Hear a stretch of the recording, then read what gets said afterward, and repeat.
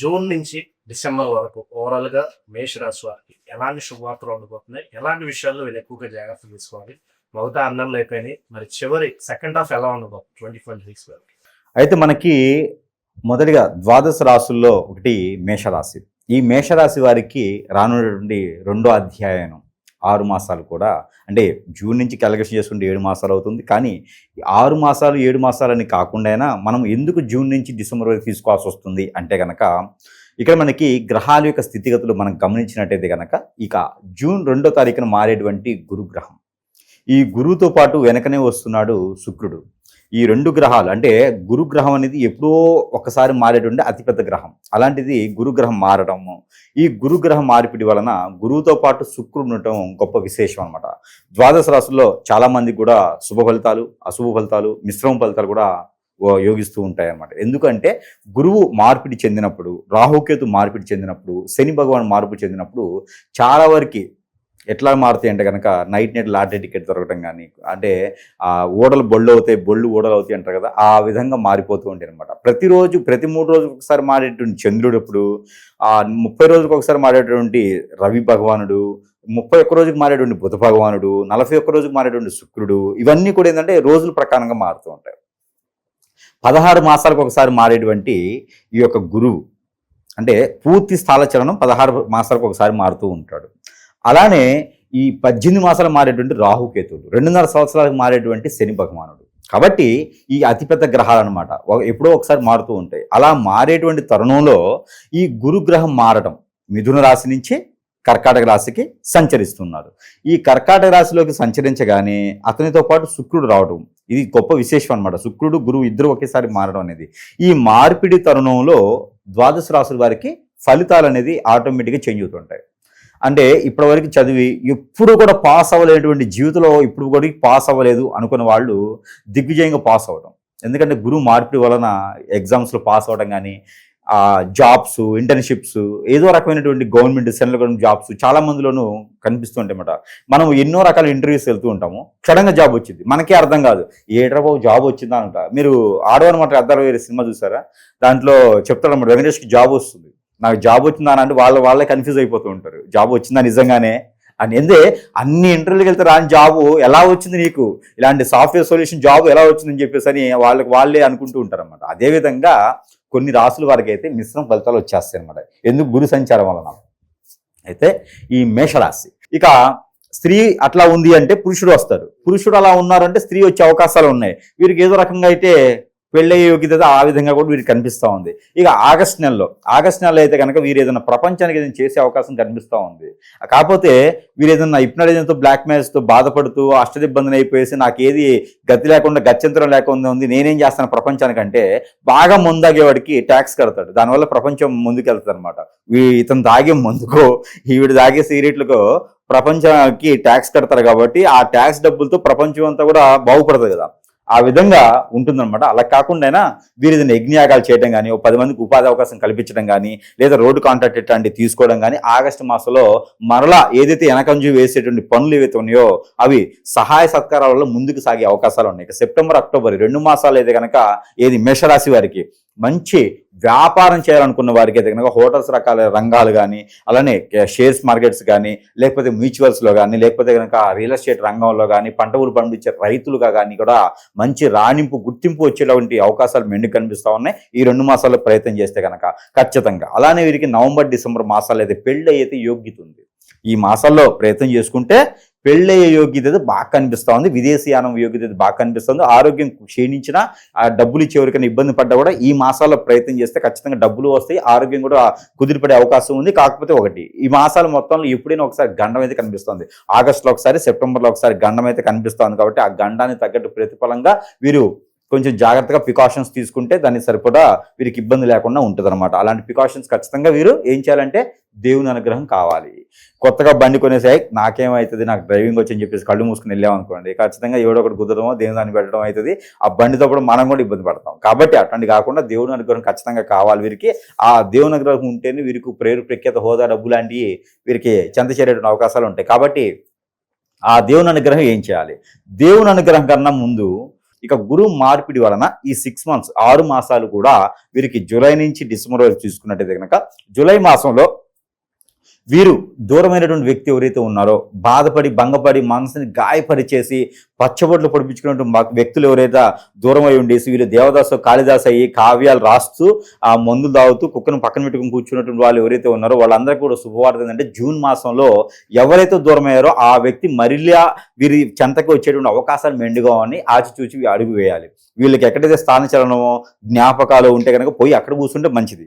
ఎందుకంటే వాళ్ళు వచ్చి వెతుకుతారు కదా, ఆ వెతికినప్పుడు వీళ్ళు లేకపోతే మళ్ళీ మనసు మైండ్ మార్చుకునే అవకాశం ఉంది. కాబట్టి జూన్ మాసంలో ఇది ఒక అదృశ్యత బాగా కనిపిస్తూ ఉంది.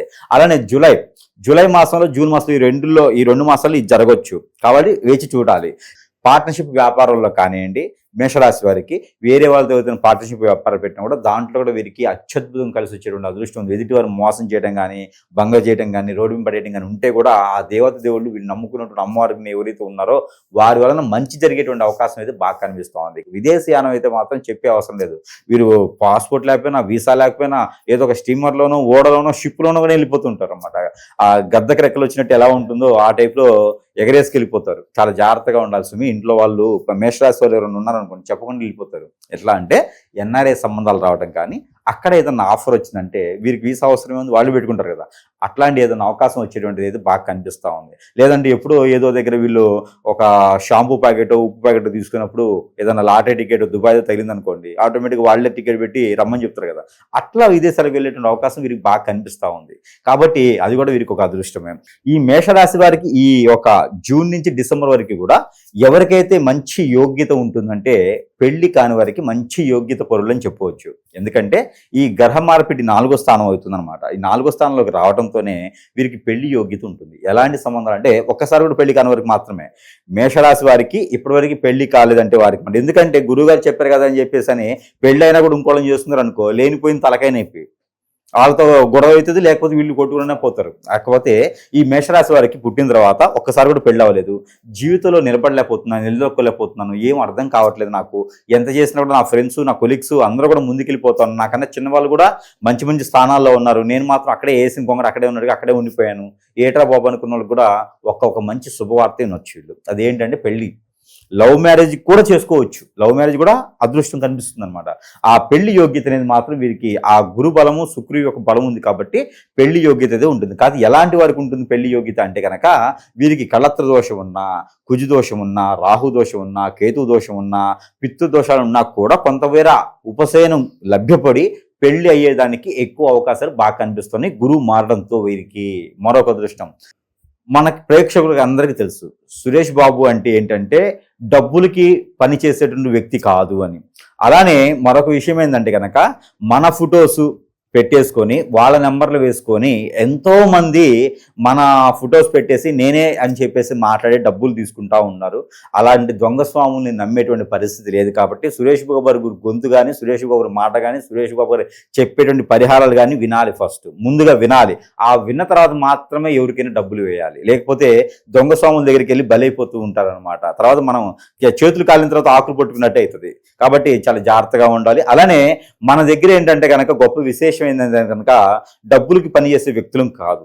కాకపోతే ఇక్కడ ఒక విషయం ఏంటంటే ప్రతి ఒక్క కస్టమర్, ప్రతి ఒక్క ప్రేక్షకుడు కూడా ఏదైనా సమస్య ఉంది అంటే కనుక మన దగ్గరికి రావచ్చు. కానీ అందరికీ వచ్చేటువంటి సమస్య అయితే ఉండదు, అందరికీ వచ్చేటువంటి అవకాశం ఉండదు. ఇక్కడ అవకాశం లేని వాళ్ళందరూ కూడా మనం ఏం చేస్తున్నామంటే మంత్రోచ్చారణ చేసినటువంటి కొన్ని వస్తువులు మనము వారికి చెంతకై చేర్చేటువంటి సదవకాశం కూడా లభ్యపరిచి ఉన్నాము. మన వద్ద ఉన్నటువంటి వస్తువుల్ని పూజ చేసి మంత్రం చేసి వారి చెంతకే చేరుస్తున్నాము. ఆ వస్తువులు వాడుకుంటే కూడా వారికి ఎన్నో రకాల ఉపయోగాలు కనిపిస్తూ ఉంటాయి. అయితే వారి ఆలోచన, వారి యొక్క పరిస్థితి, వారికి అవసరము, ఏ సమస్య ఉంది ఆ సమస్యకు తగ్గట్టుగా పూజ మంత్రము చేసి ఆ వస్తువుని వారికి చెంతకు చేరుస్తాము. ఆ వస్తువుని వారు ఎలా వాడుకోవాలి ఏంటని చెప్తాం. ఆ ద్వారా కూడా వారికి సమస్య పరిష్కారం అయితే మనకు అంతే చాలు కదా, అదే 10,000 మనకి. కాబట్టి ప్రజలు బాగుండాలి, అందులో వారే ఉండాలి, ఎవరిని చేర్చుకోకూడదు. ఎవరిని చేర్చుకుంటే సంసారం నిప్పులు పోస్తారు. కాబట్టి వాళ్ళు బాగుండాలి, వాళ్ళే ఉండాలి. కాబట్టి వారి యొక్క శ్రేయస్సు కోసము మనం ఇచ్చే వస్తువుల్లో మేషరాశి వారికి అయితే ముఖ్యంగా ఈ యొక్క కడియం వారికి బాడీలో ఉన్నటువంటి వేడి, అతివేడి, అనాదృష్టి, ఆ నరదిష్టి, నరఘోష, శత్రుపీడ ఇవన్నీ కూడా భరాయించి స్ట్రెస్ నుంచి బయటపడేసి ఏదైతే మేషరాశి వాళ్ళకి ఏలనాటి శని ఉందో, గురుబలం బాగా యోగ్యం కావాలో, శుక్రుడి బలం అంటే శుక్రుడి యొక్క కళత్ర యోగం ఏదైతే కావాలో, వారికి పెళ్లి కావాలి, పెళ్లి యోగ్యం కావాలి, పెళ్ళైన వారికి పిల్లలు కావాలనుకున్న వారికి ఈ కడియం పైన మంత్రం ఉంటుంది. దీనికి మంత్రం ఉంటుంది, మంత్రం చేసి ఉంటుంది. కాబట్టి ఈ యొక్క కడియాన్ని ధరించుకోవాలి. అదేందండి మా ఊళ్ళో కూడా దొరుకుతాయి, షాపుల్లోనూ ఇదేముంది రాగిదే కదా అనుకుంటారు. రాగిదే, కానీ మంత్రం చేసేవాళ్ళు ఉంటారు కదా. ఇది పూజ చేసినటువంటి కడియం కాబట్టి ఎవరికైనా కావాలంటే సంప్రదిస్తే ఇది ఒక సరస్వమైనటువంటి ధరల్లోనే లభ్యపడడం, మనం వారికి ఇవ్వడం అనేది చాలా గొప్ప విశేషం. ఇది ఒకటే ఉంది ప్రజెంట్ మన దగ్గర, ఇది ఒకటే ఉంది. ఎందుకంటే ఎవరికైనా కావాలంటే ఆర్డర్ ఇవ్వాలి కదా, ఆర్డర్ ఇచ్చేస్తే మనం చేయించాం, మంత్రం చేసి ఇస్తాము. కాబట్టి ఇదొకటి. తర్వాత ఇవి ఒక మనం సొంతంగా తయారు చేశారన్నమాట. ఇవి ఒత్తులు ఉంటాయి, దీని లోపల యంత్రాలు ఉంటాయి. ఈ యంత్రాలు కలిగినటువంటి ఒత్తులు, వారికి సమస్య ఏముందో ఆ సమస్యని పటాపంచలు చేయడంలోనే మనకున్నటువంటి మేధాశక్తి, మనకున్నటువంటి దివ్య గుణం. కాబట్టి ఈ ఒత్తులను వారికి ఉన్న సమస్యను బట్టి యంత్రం మారుతుంది. ఈ ఒత్తులు వారు ప్రతినిత్యం కూడా కాల్చుకుంటూ ఉంటే వారి సమస్య ఇట్టే పరిష్కారం అయిపోద్ది. ఎలాంటి సమస్య అయినా సరే పరిష్కారం అయిపోతుంది. అయితే దీనితో పాటు వారికి ఈ యొక్క కుంకుమ, నాగసింధూరం అంటారు. ఇదైతే నేను ఉచితంగానే ఇద్దాం అనుకుంటున్నా. ఈ నాగసింధూరము ఈ యొక్క డబ్బా, ఇది చూడండి ఒకసారి, ఇది నాగసింధూరం అంటారు. ఈ నాగసింధూరం మనం ధరించడం ద్వారా ఏమవుతుందో తెలుసా అండి, పెళ్లి కాని వారికి గురుబలం వచ్చింది. ఇప్పుడు అందరికీ గురువు మారాడు. కర్కాటక రాశిలో గురువు వచ్చారంటే ద్వాదశ రాశిలో అందరికీ కూడా శుభ ఫలితాలే. ఏదో ఇక గండాలు ఉండాలంటే అది కామన్గా ఉంటామంటే, ఇక గురుబలం వచ్చిందంటే అదృష్టం ఎలా ఉంటుందంటే ఇక ఎక్కడేసి ఇంకొక అక్కడే ఉండదు. పరిగెత్తుకుంటూ వెళ్ళి పాలు దగ్గర నిలబడి నీళ్ళు తాగితే మంచిది అనుకోవడానికి ఉండదు. మనం వెళ్తూ ఉంటే మనం ఎతికే కాలికి దొరుకుతుంది. అంత అదృష్టాన్ని మళ్ళీ మనం చేయించుకోవాలంటే మనం కూడా మంచి ఎట్లుండాలంటే గట్టి బలంతో ఉండాలి. మనం మోయగలగాలి కదా. ఎవరైనా రైతు 4 బస్తాలు బియ్యం ఇస్తే నేను మోయొద్దు, నేను బండి పట్టుకుని వెళ్ళాలి అని మనం మోసుకుని వెళ్ళాలంటే ధైర్యం మనకు ఉండాలి, అంత శక్తి మనకు ఉండాలి. అంటే మనమేం కోళ్ళు మేకలు తినే అవసరం లేదు, గుండె ధైర్యంతో సరిపోవాలి. మనకి ఏ దోషాలు లేకపోతే అదే శక్తి వస్తుంది. అలాంటి దోషాలు కాలసర్పదోషం, నాగదోషం ఉంటే గురుబలం ఎంత ఉన్నా ఉపయోగం లేదు. అలాంటి కాలసర్పదోషం, నాగదోషం ఉన్నవాళ్ళు, పెళ్లిళ్ళు కానివారు, విడాకులు అయిన వారు, దూరంగా భార్యభర్తలు ఉండేవారు, వీరందరూ కూడాను పిల్లలు పుట్టినవారు, వీరంతా కూడా ఈ నాగసింధూరం ధరించవచ్చు. ముఖ్యంగా కాలసర్పదోషం, నాగదోషం ఉన్నవారు, ఒంట్లోకి ఆ వాక్ చెప్పేవాళ్ళు, అలానే అమ్మవారు వస్తారు, స్వామివారు వస్తారు, మాకు కట్లు పడ్డాయి అంటారు చూసారా, వారికి నాగసింధూరం చాలా శ్రేష్టత. అలాంటి నాగసింధూరాన్ని నేను పూర్తి ఉచితంగా నేను, అంటే ఇది పోస్టుల ఖర్చు అంటారు, నా వద్ద నుంచి వారి చెంతకి చేరేటువంటి అయ్యేదానికి దారి ఖర్చులకు మాత్రమే తీసుకొని వారికి ఇది మాత్రం నేను ఉచితంగా ఇస్తున్నాను. ఎవరికైనా కావాలంటే కూడా ఇది తీసుకోవచ్చు, సంప్రదించు. ఇంటికి ఒకటి మాత్రమే ఇస్తాను, ఒక అడ్రస్కి ఒకటి మాత్రమే నేను ఇవ్వగలుగుతాను. కాబట్టి ఇది వారికి పూర్తి ఉచితంగా ఇస్తున్నాను, కావాలంటే సంప్రదించవచ్చు. దీనితో పాటు ఇప్పుడు దేవుని అనుగ్రహం ఖచ్చితంగా కావాలి. ఎన్ని మనం ఇచ్చినా కూడా మనకి ఎన్నో రకాలుగా వెనక నుండి అండదండగా ఉండేటువంటి దేవుడు, అలాంటి దేవుని అనుగ్రహం మనకు ఖచ్చితంగా కావాలి. ఈ 6 మాసాలు కూడా మేషరాశి వారు ఏదైనా గ్రామ దేవతలు ఉంటారు. ఊళ్ళలో ప్రతి ఊర్లో కూడా బొడ్రాయి ఉంటుంది, గ్రామ దేవతలు ఉంటారు, పొలిమేరు ఉంటుంది, ప్రతి ఊర్లోనూ ఉంటుంది. కాబట్టి అలాంటి బొడ్రాయి దగ్గర కానీ, గ్రామ దేవతల దగ్గర కానీ కనుక పెద్ద ఉల్లిపాయ, అలానే పుట్నాల పప్పు, అటుకులు, పల్లీలు ఇవన్నీ కూడా కలగలిపి బెల్లం ముక్కలు కలపాలి. అందులో బెల్లం ముక్క, పెద్ద ఉల్లిపాయలు కలిపేసి అమ్మవారికి, గ్రామ దేవతకి ఫాతియా నైవేద్యం పెట్టాలి. అలాంటి నైవేద్యం పెట్టినప్పుడు ఖచ్చితంగా వీరికి కలిసి వచ్చేదానికి ఎందుకు కలిసి రాదిక పౌర్ణమి ముందు అమావాస్య పెడితే వీరికి ఉన్నటువంటి ఏదైతే అనారోగ్యం కావచ్చు, ఆర్థికపరమైన ఇబ్బందులు కావచ్చు, అష్టదిబ్బందులు కావచ్చు, హిప్నాటిజం కావచ్చు, ఇంకేదన్నా ఏది దొరకట్లేదు, ఎటు వెళ్ళాల్సిన సమస్య అవుతుంది అనుకున్న ప్రతి ఒక్కరికి కూడా ఏదో రకమైనటువంటి మంచి సానుకూలపడేటువంటి వాతావరణం లభ్యపడుతుంది. ఏదో ఒక వనరు అయితే కనుక వీరి చెందకు చేరుతుంది. ఇలాంటి అవకాశాలు మళ్ళీ లావు. గురుబలం వచ్చింది అంటే అదృష్టం. గురుబలం రావడం వేరు, శుక్రుడితో కూడినటువంటి గురువు ఉండడం వేరు. కాబట్టి ఈ 6 మాసాల్లో కనుక ప్రయత్నం చేస్తే ఖచ్చితంగా పెళ్ళి అవుతుంది, భాగ్యాలు మోగుతాయి, ఇంట్లో బ్యాండ్ మేళం మోగుతుంది. కాబట్టి పెళ్లి చేసుకోవాలి ప్రతి ఒక్కరు. పెళ్లికి అనుకూలంగా ఉన్న ప్రతి ఒక్కరు చేసుకోవాలి. ఎందుకంటే కనుక పెళ్లి అవ్వలేదని ఒకటి, ఇంకా నేను సెటిల్ అవ్వలేదని ఒకటి, ఇంకా నేను ఏదో సాధించాలని ఒకటి, ఇవన్నీ అయ్యేటప్పటికి మోకాళ్ళు వెనక్కి, మోచేతులు ముందుకెళ్ళిపోతాయి. తర్వాత విరక్తి వచ్చింది, ఆ తర్వాత వైరాగ్యం వస్తుంది. అందుకే ఎలాంటి ఎఫ్ఐఆర్స్ కానీ, అక్రమ సంబంధాలు కానీ, ఆంటీలతో కానీ, అంకులతో కానీ, షుగర్ మమ్మీ, షుగర్ డాడీస్ కానీ ఇలాంటివి పెట్టుకోకుండా ప్రశాంతమైన వాతావరణం, పెళ్లి చేసుకోండి. అమ్మాయినే చేసుకోవాలి అబ్బాయిలు, అబ్బాయిలనే చేసుకోవాలి అమ్మాయిలు. ఇలాంటి పెళ్లి చేసుకొని జీవితం కొనసాగుతూ ఉంటే దేవాది దేవుళ్ళే కాదు, మన పితృలే కాదు, అందరూ కూడా దీవెనలు ఉంటాయి, ముందు కొనసాగుతూ ఉంటారు. ఆ తర్వాత సురేష్ బాబు ఉంటాడు వెనక. మంచి విశ్లేషణ అందించారు. ధన్యవాదాలు.